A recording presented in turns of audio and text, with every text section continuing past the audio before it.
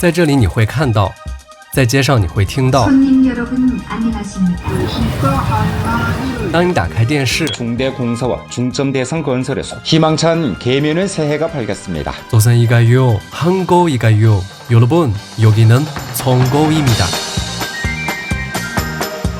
中国吉林省的延边朝鲜族自治州，面积约占全省的1/4，东边与俄罗斯接壤，南边隔着一条图们江，与朝鲜国相望。铁门后面就是朝鲜了，对面是朝鲜的南阳市。这里生活着约70万朝鲜族居民，占全州总人口的1/3以上。不仅是中国最大的朝鲜族聚集地，更是中国唯一的朝鲜族自治州。正因如此，这里的城市景观、语言、美食、习俗等都带有异域风情。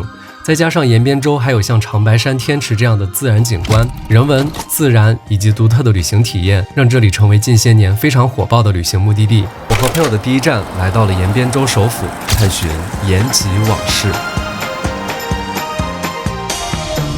女士们、先生们，列车前方停车站是延吉西站。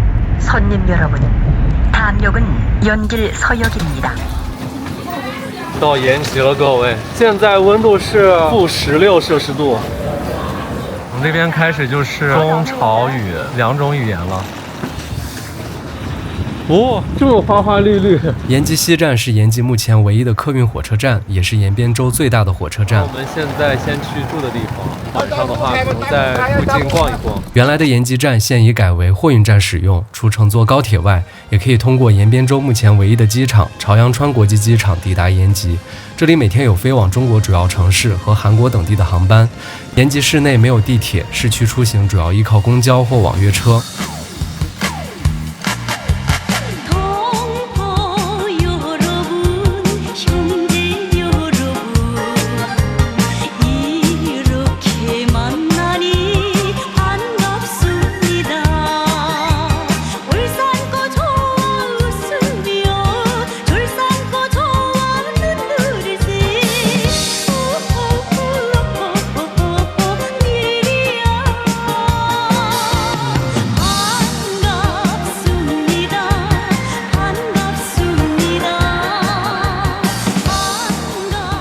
2个男的出来旅游来了，2个高中同学。你俩上高中呢？不是，高中同学，本来是4个人呢，被人割了，被割了。然后你俩就来了啊？那媳妇扔家里了？还没请。那女游客上那个民俗园，他必须去打卡拍服装嘛。哦，咱们男的喝点酒啊，慢摇吧。慢摇吧是啥？哦，慢摇吧。哦，知道了。洗浴、按摩、足疗，这边夜生活也蛮丰富的啊。对。然后这边的 KTV 也好。这是我们订的酒店，190一晚上。这边招牌啊、路牌啊都是那种双语的。我们最大的感觉就是这边真的好亮好亮，街上你看各种各样的装饰灯。走吧，先去办理入住。订的是一个标间，床看着还是挺干净的。这边是一个小办公区，这边有一个洗漱台。杯子我第4件还套着一个塑料袋。厕所它是干湿分离的，毛巾、浴巾这种套装是一次性的。真的190，我觉得在这边算是蛮实惠的了。今天晚上我们先去那个网红墙，就大家都知道那个地方。再之后我们去吃这边的韩料牛肠。你们想上哪儿啊？美食会好吃一些。就是我们想去那个网红墙呢。我刚从那儿下来。来这儿第一站都是去那个墙。对，你等到网红墙，你看那个牌匾哈，它一溜全是牌匾，可齐了。类似于韩国嘛，那边去韩国打工的多。韩国打工回来花。对，像东北这么冷，夏天延吉这边大概得多少度？今年温度高一点，就像我们平平常常30度算高温，最高温也就不超过31、2度，但是今年达到了35、6度。一般就都不开空调了。夏天呢？对啊，它得开呀。我们这儿干，屋里也很干，屋里就是像居家都得有加湿器。哪儿过来的？我们俩老家是郑州的，然后我是从郑州那个地方好啊，我去过，郑州确实挺好，气温也挺好，吃的也挺好的。对，还特别大。哇，这条街好漂亮。你知道这个投资多少吗？投资好几个亿，人工都用吊车挂的。今年比去年好看，因为去年是第1年，今年是第2年，干出经验来。可以，赶上时候了。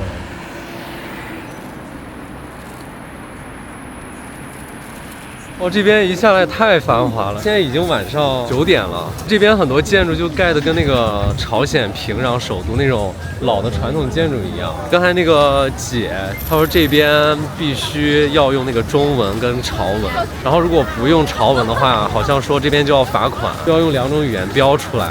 你看这边喜茶、蜜雪冰城常见的那些牌子全都翻译成了朝鲜文。根据延边州2024年修订的朝鲜语言文字工作条例规定，商店招牌、公共场所标识等必须使用中朝双语。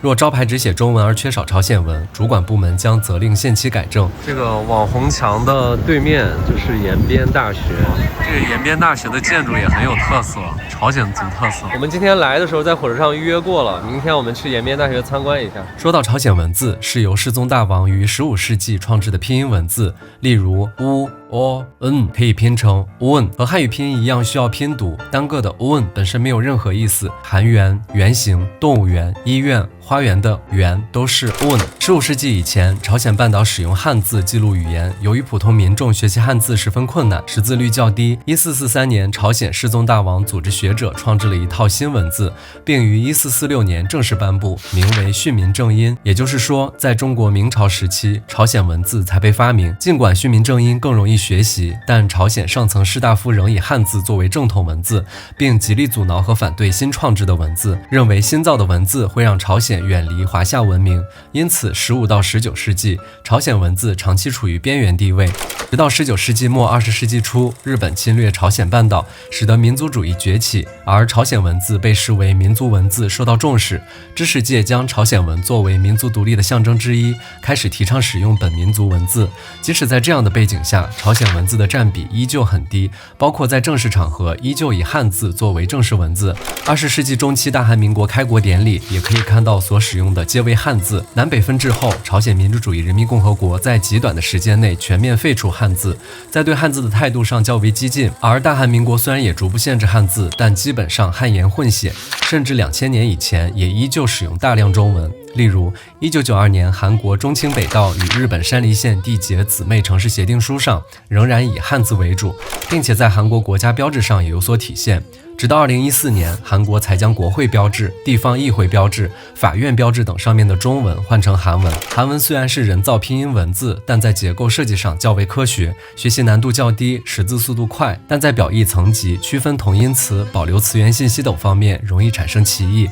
因此在韩国法律、医学等学术领域会用中文进行辅助标注。朝鲜和韩国受南北分裂的影响，朝韩双方日常用语约有34%的不同，专业术语约有64%的不同，并随着时间的推移，差异越来越大。韩国更倾向于将英语转译为韩语读音，延边朝鲜语更倾向于将中文转译为读音。比如电梯韩文为 elevator 和英文 elevator 读音相似，延边朝鲜语为 seongangi 和电梯的老式中文发音升降机读音类似。以此类推，电视 television 韩文 television 延边朝鲜语为联4笔记本电脑 notebook 韩文 notebook 延边朝鲜语 피지번 텐너。 中国延边州的朝鲜语受历史影响，原本更接近朝鲜国咸镜北道的方言，但随着中国的改革开放与中韩建交，韩国与中国延边州商贸经济文化交流日益频繁，因此延边州的朝鲜语越来越与韩语相近。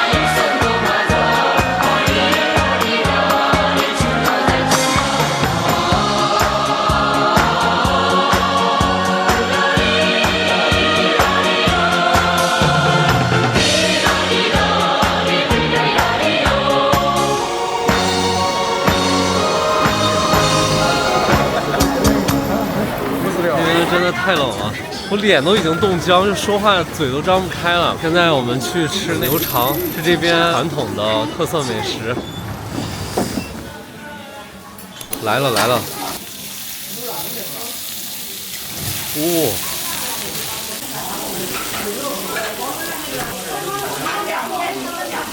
看着也太香了，哇天哪，满满一盘。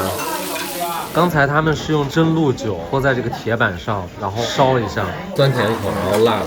看这个外焦里嫩的，我最喜欢的还是牛肠，就这个，这个牛肠的皮很焦，油香油香的，但是这种油香又不是那种特别腻的感觉，一点都不腻。哇，好过瘾啊！这个，它这个牛肠就是非常非常有嚼劲，你需要嚼很久很久。绿的话，我是第一次见，看这个烤的外焦里嫩，油脂超级丰富。对。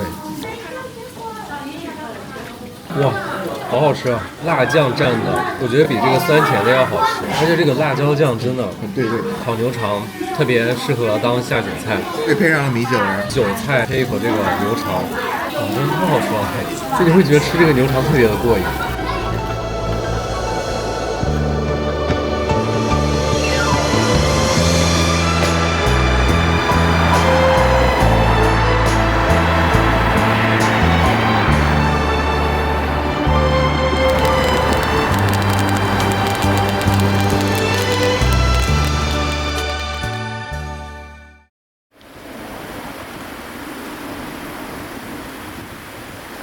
早上的快8点，现在打车去延吉这边的早市2公里，猜多少钱？2块钱不到，非常东北的物价。昨天我们全程打车，基本上都控制在5块钱以内。对，就真的很便宜。哇，大早上神清气爽的，现在的温度应该是零下18度左右，还是挺冷的。但是这边的话，室内温度会比较高，干热干热的感觉，特别的燥。对。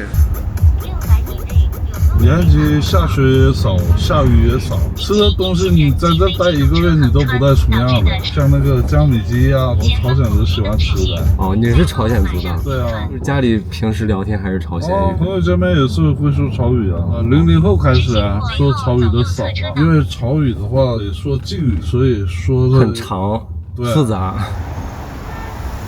应该是因为在河边的原因，所以叫水市场。哇，这就是水市场，河边的一个一个的摊位，赶大集的感觉。在物资配送不发达的年代，早上5点就会有当地人来采买一天所需要的生活物资，顺便吃个早点。哇，里面这么多人！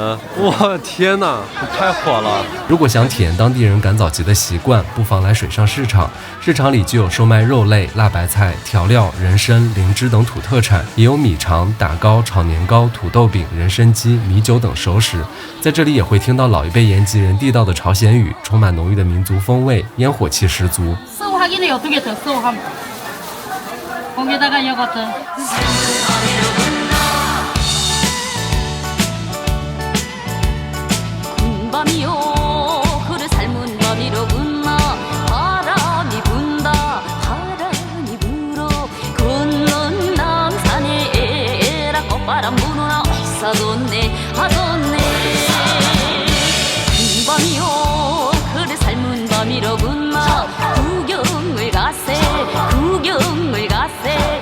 这儿也太红火了！我们买了这个海鲜饼，对，海鲜饼，哇，加了那个辣椒酱，感觉配上辣椒酱的味道会更好吃一些，会带一点那种鲜甜的辣味。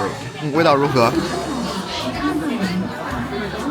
确实挺好吃的，因为酱辣辣咸咸的，然后里面有这个虾、红萝卜丝，这个绿色是韭菜。挺符合我的口味的。一会儿那边还有卖鱼饼，这里面就是被人流推着走的，太多人了。我很喜欢吃鱼饼，感觉这个真的好适合冬天吃。我觉得那个辣的好吃，对，这个味道比较淡，吃的太着急了。我一直以为就是这个水市场就只有刚开始的那一点点。看到了吗？后边还超大呢！哇，这是那个高丽人参炖鸡汤，我之前在朝鲜开城的时候喝过。这个多少钱一份？15一碗。哦，那要一碗。终于安静了一会儿。我第一次喝那个高丽人参炖鸡汤是在朝鲜的开城，大的那种砂锅，然后里面放了一整只鸡，然后把那个鸡掏空之后，里面放高丽参。这边的话15块钱，鸡肉丝很多。尝一下跟朝鲜的有什么不一样？共同的特点是它的味道都差不多，蛮清淡的。在朝鲜喝的那个高丽人参炖鸡汤，它的那个中药味会更足，它更像是那个中药汤的感觉。但是延吉这边的话，鸡肉味会更重，鸡汤的感觉更重。再来一口，吃吧，我们吃不下了啊！这是什么？驴打滚。驴打滚。快吃不下，你们夹嘛，夹着吃掉。你们吃不完就给他们分吃。哦，没事。一起吧。你觉得这里边最好吃的是哪个？海鲜饼。海鲜饼。还有那个米城，我觉得不错。海鲜饼跟米肠啊，我喜欢吃。烧点传统的尝尝吧，这是我们当地的传统酒，来延吉一回尝尝传统的米酒。这还挺好喝的。它只有2度，它是米发酵的，尝尝奶油的，奶油是我们这儿的招牌。哎，这个奶油的也挺好，酸酸的那种米酒。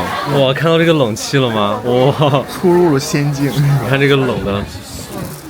哇，延边特产米酒。其实我对这种包装就有一点刻板印象，就会觉得它像是勾兑酒或者是那种勾兑饮料。看了一下它的那个配料表，其实是特别干净的，大米、纯净水、麦芽粉、酒曲，我俩都觉得蛮好喝的。不用在酒店吃什么早餐，对，早上也不要去别的地方吃。如果来延吉了，我觉得就得来这个水市场赶早集吃个早餐。我可以不用在入口的地方买那些吃的。因为发现越往里走，它的那个量就越大份，而且价格还会便宜个1-2块钱。对，反而会便宜。海鲜饼，门口的话可能给你放4-5个馅儿，但是我们往里走的时候，它里面就是抓一大把，对，一大把，就跟小山一样。对，而且好像还比门口的卖的便宜个2-3块。那我们现在去西市场，其实它俩就挨着呢。1块钱啊，古稀的海南的1块钱啊。到西市场了，感觉刚才那个水市场就更偏向那种农贸集市，西市场会更综合一点，又是一个新世界。最顶层的话就是家具，然后哎还有吃的，你看到吗？这个好混搭，就是家里边衣食住行用的那些东西都有。这边有很多卖延吉土特产。你也尝尝啊。哦，好，谢谢。咱当地的牛肉汤，这一袋够一家人吃，完了可以再放块豆腐里面也行。蒸馍呀，小鸡炖蘑菇的东北名菜，还有土豆片。土豆片也可以放在小鸡里面一起炖，也非常好吃。明太鱼就是那个鳕鱼片，各种口味的，完了都容易接受。像这种呢，传统的味儿哈，外地人有的吃不习惯，但是买的也非常多，回购的也挺多的。这个啊，这个主要是怎么吃的呀？这个打开就能吃，干吃吗？干吃也行，你放个微波炉打一下子也行，整点芝士啥的一蘸，完了还有这个辣料，倒点啤酒啊，或者你选择倒醋啊也都行，蘸着吃啊。行吗？那我现在给你照个钱，那再可以啊，那我再给你照一个。3、2、1。好的，那我们先走了。哎，送点啥？哦，不用送，不用送。这个都没多钱，7块钱一袋，你捡几袋我给捡几袋。真不用，真不用，真不用。不是2袋就够，2袋就够了，不用，不要了。好，谢谢。那我也太热情了，谢谢。不行，不带那样的。走了，阿姨走了。生意兴隆，新年快乐，新年快乐。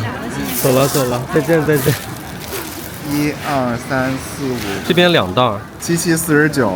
我们再给阿姨转50块钱。也不用，就是意思，不然他心里也不好受。行，那就是意思一下。30。行，30够不够？够了。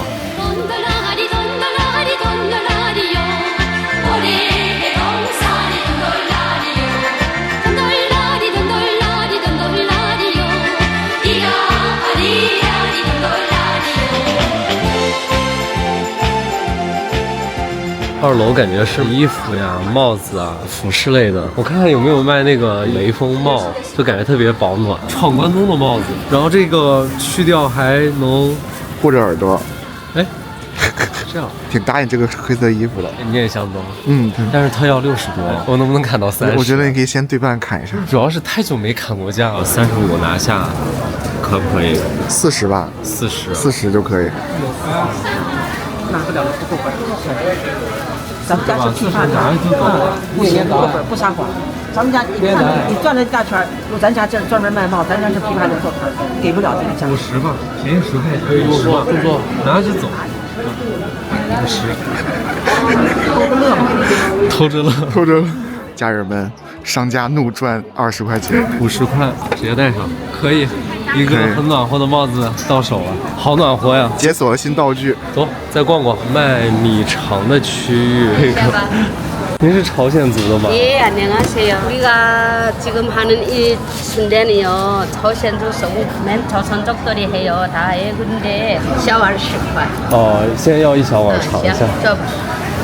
欢迎你啊！朝鲜族手工米肠，10块钱已经很多了，感觉。10块钱的6两不多，俺们本身都是一个根儿嘛，俺们是中国的朝鲜族，韩国的那个一样朝鲜族嘛啊，米肠做的那个口味是完全不一样。哦，不一样。哦，俺们中国的朝鲜族吧，它这个皮儿是出肠子啊。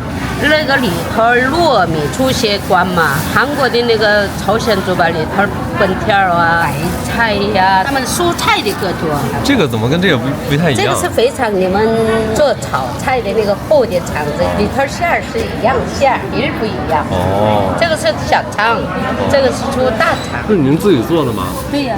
挺好吃的。谢谢。头一次吃吗？对。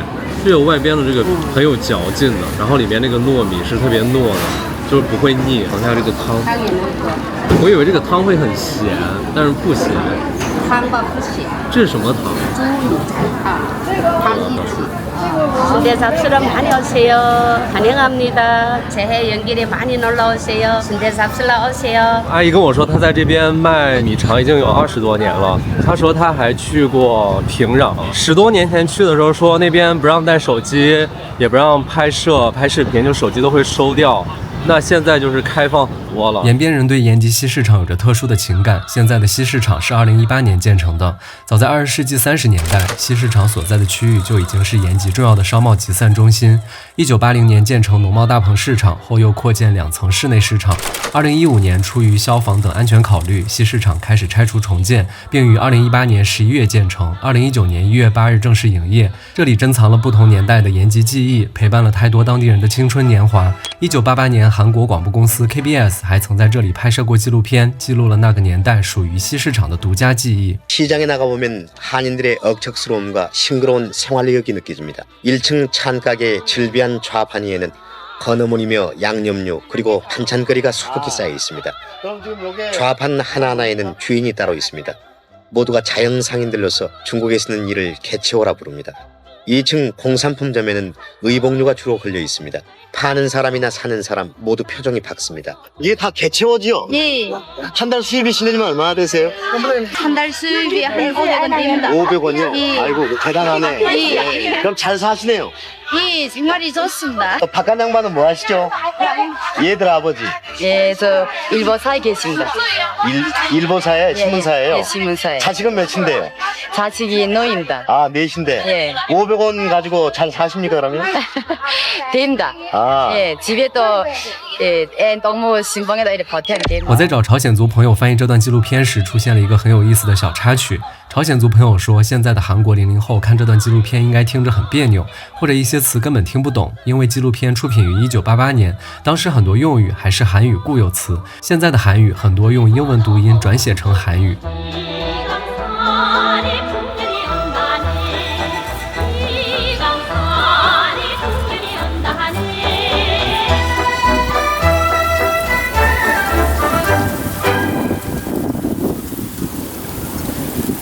地上还有积雪，而且还有这么好的阳光。这个旁边是延吉人民公园，一会儿吃完可以来这儿逛一逛。正好待会儿去那个延边大学也会经过这里。花园冷面到了，2003年的一个延吉的小伙伴推荐的。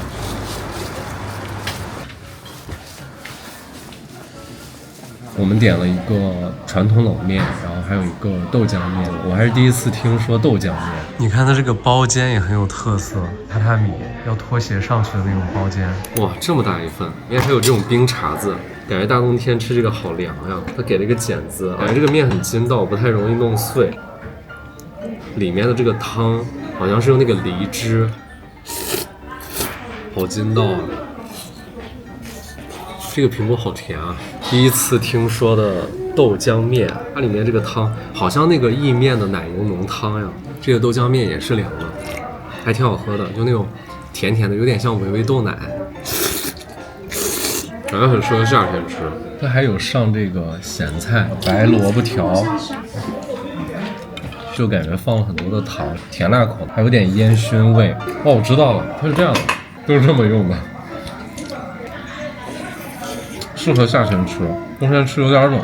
刚才本来就是内热外冷，因为在外边风吹得很冷，温度很低。然后现在是外冷内也冷，这真的是透心凉。我们从人民公园穿过去，就到了延边大学。这个人民公园还挺漂亮的，挺惬意的。延吉市人民公园西边紧邻延边大学，东边临水上市场和西市场，始建于清光绪33年，也就是1907年。民国时期，这里成为商部局公园，用于接待顾客和外宾。1953年更名为人民公园。从韩国 KBS 1988年拍摄的纪录片来看，当时的公园还有大门和围墙。2006年，公园拆除大门和围墙，并向公众免费开放。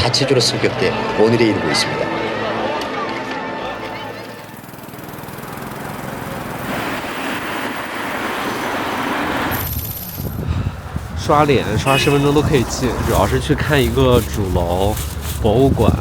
没什么人，放假了吗？这个主楼真的超气派，正对着网红墙。延边大学创立于1949年，是延边州最高学府，也是中国211工程重点建设高校。校园内有着全国独一無二的朝鲜族风格建筑群。在 KBS 拍摄的纪录片中，可以看到延边大学在1988年时的样貌。조선족의 자존심과 결부되는 대학인 만큼 전산실 등 중국 내에서는 비교적 좋은 시설을 갖추고 있습니다. 조선어 문학부를 비롯한 14개 학부, 22개 학과가 있는 这里也是韩国电影《南南北女》的取景地，由赵寅成和金沙朗主演，让人得以看到延边大学在2003年时的校园景象。电影讲述了南北双方各派大学生代表来到延边大学交流学习，并组成联合考古队，参与中国吉林的考古发掘。在考古队中，一名韩国男生与来自朝鲜的女代表相遇，两人虽性格迥异，却逐渐相恋。这段恋情跨越南北对立与身份隔阂，在重重压力之下，最终走到了一起。主楼看起来很气派，前面那个看起来特别古典的建筑就是延边大学的博物馆。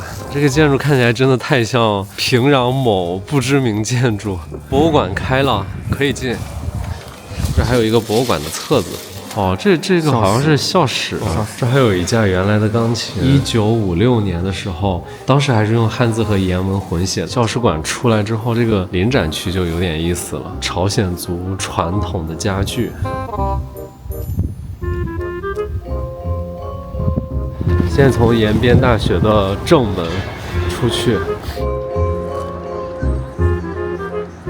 阳光太好了，现在是下午的2点58，但是看起来天要黑的感觉了。后面是延边朝鲜自治州的州政府，州政府的前面是阿里郎广场，有足球场，然后还有这个延边图书馆，建筑特别像朝鲜首都平壤的人民大学习堂那种风格。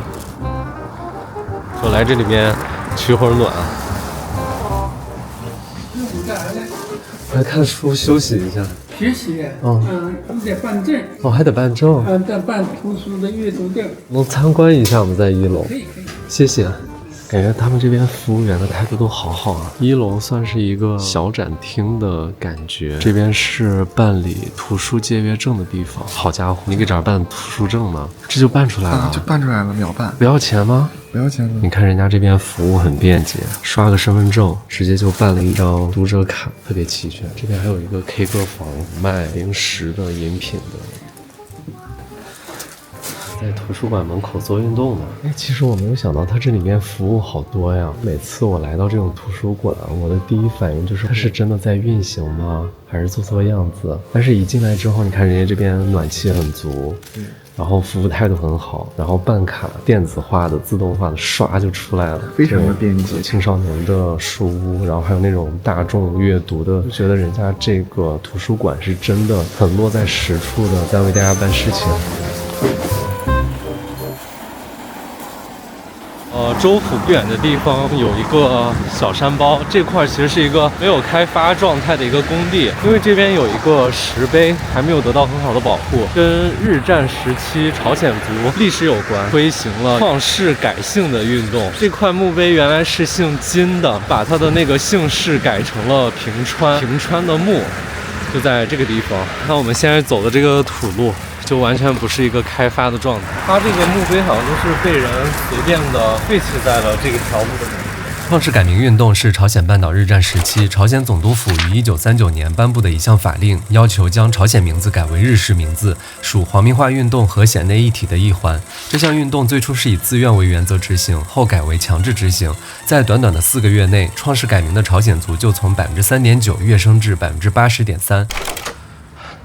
上面写平川氏之墓，它的石碑就这样被遗弃在了半山腰。这个墓碑保存的非常的完整，不光是这一面有字，左右两边还有后面都有字。它这个平川氏原来是姓金的，改成了一个日本的姓氏。往更山上的位置走一走，看得更远。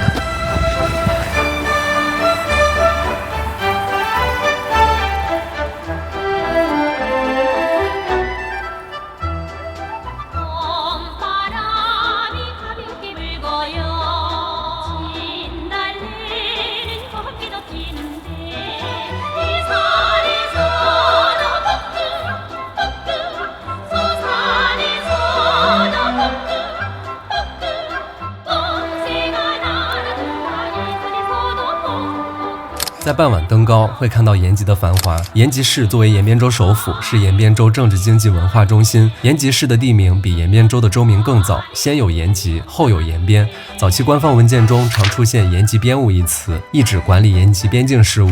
延吉边务区逐渐被称为延边地区，延边便作为地名固定了下来。关于延吉地名的起源，虽有满语、山羊说等民间传闻，但经过大量历史考证，地理说最为可信。该观点认为，此地因地势低洼，在开发初期常常烟雾聚集于山岗，故名烟吉港。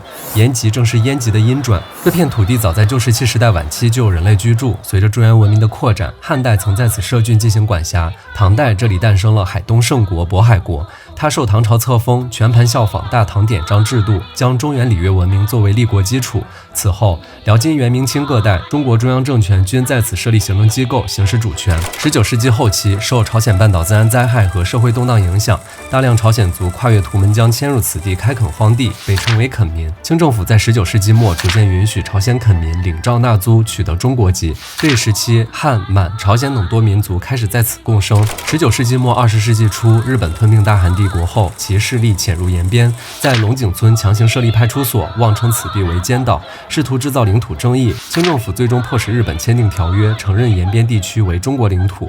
中华民国成立后，延边朝鲜垦民集体加入中国籍，日本越过图们江全面侵占延边，殖民统治直到1945年抗战胜利才被终结。1949年中华人民共和国成立后，1952年延边朝鲜民族自治区成立，1955年更名为延边朝鲜族自治州，并一直沿用至今。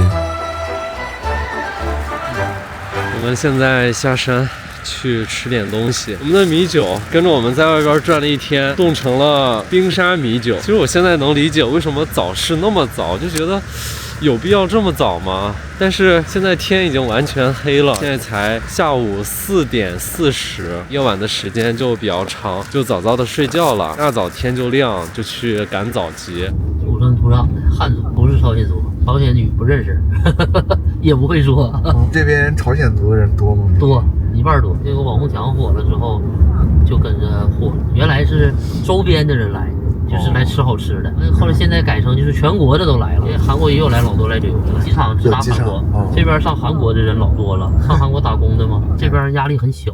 房子也便宜，3000来块钱一平，3000块钱一平。哎，我们下车的这个地方正好是正坛炸鸡，这个也不能当正餐，要不就当小吃尝一下。感觉这个还挺有名的，他们说尝尝吧。正坛炸鸡，哇，这个炸鸡小吃店开的跟西餐厅店一样，感觉好豪横啊。我们点了一份99的套餐，感觉这个不便宜啊，还蛮贵的。一会儿尝尝味道怎么样？我觉得吃所有的环刀罐头都是一样，但是这个好脆啊，一份。炸鸡是他们的特色，尝一下炸鸡。一个是偏麻辣的，然后一个是偏甜的。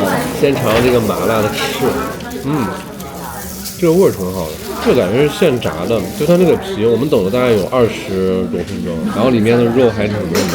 再尝一个偏甜口的，甜口的是放肉桂了吗？很有生蛋的味道。相比这个甜辣的，更喜欢这个麻辣。麻辣里面还有这个年糕，加一个麻辣的鸡腿。他们家炸鸡都挺多汁的，这个有可能是非常新鲜的原材料，然后用很好的油。如果是这样子的话，我觉得它这个价格是可以的。如果跟正常的炸鸡店用的那个鸡一样，让我觉得就是偏贵。因为我也点过很多炸鸡的外卖，就没有他们家好吃，肉质感包括多汁感都没有他们家好吃。可乐配炸鸡，太棒了！这我第一次在炸鸡店里面正式吃炸鸡。这次延吉之旅虽然天气很冷，但是能感受到这里人们的热情、大方、豪爽。延吉是边疆一座宁静且充满烟火气的小城。我想追溯延吉的过往，看到它的现在，也在畅想着未来某一天能和它再次相遇。无论你身处何方，延吉都有足够的魅力，它召唤着你来到这里。我也想给5年后、10年后，甚至几十年后的时间旅行者看一看2026年的延吉。这就是21世纪20年代人们的旅行方式，这也是21世纪20年代的延吉往事。